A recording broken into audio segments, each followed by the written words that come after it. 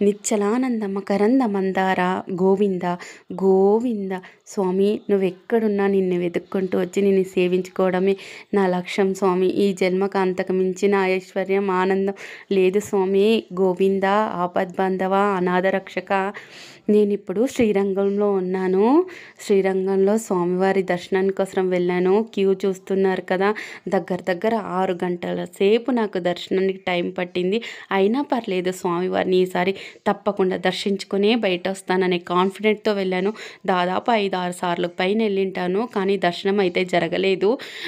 Rush ఎక్కువ ఉండడం వల్ల వెనక్కి వచ్చేయడం జరిగింది. కానీ ఈసారి మాత్రం తప్పకుండా నేను కాన్ఫిడెంట్గా చెప్తాను, స్వామివారిని దర్శనం చేసుకునే వస్తాను. నానా విధాలుగా ట్రై చేశాను, అసలు కుదరలేదు ఇన్నిసార్లు. ఈసారి అయితే నేను వెయిట్ చేసి సోమవారం అలా దర్శనం చేసుకొని వస్తే అదొక హ్యాపీ. అది వరల్డ్ ఫేమస్, శ్రీరంగానికే ఫేమస్.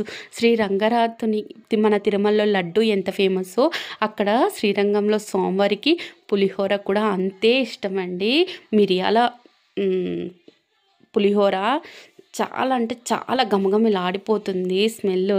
స్మెల్ కాదండి, గుమాళింపు అంతలా పరిమళిస్తుంది ఆ పులిహోర, మిరియాల పులిహోర.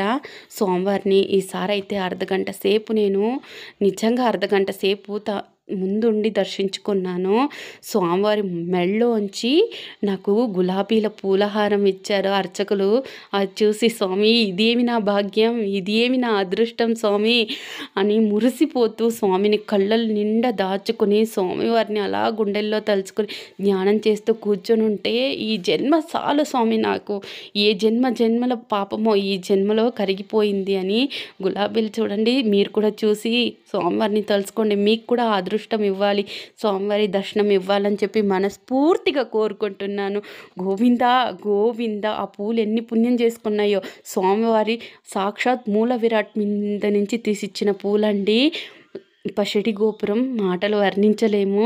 అక్కడ ఒక క్లిప్ అయితే మిస్ అయింది. అక్కడ సాక్ష్యాలు అయితే ఉంటాయండి.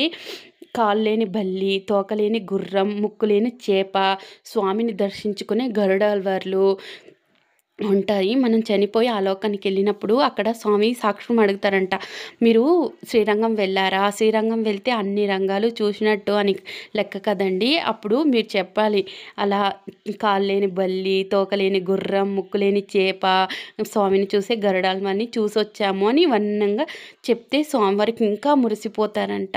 మీ శ్రీరంగం వెళ్తేనే చాలు అన్ని రంగాలు చూసి వచ్చినట్టు. మీరు కూడా వెళ్ళి సాక్షాత్ ఆ స్వామివారిని దర్శించుకోండి. ఆ గోవిందుని ఆశీస్సులు మీకు ఉండాలని, మీరు తొందరగా వెళ్ళి శ్రీరంగనాథ స్వామిని, నా తండ్రిని చూసుకోవాలని మనస్ఫూర్తిగా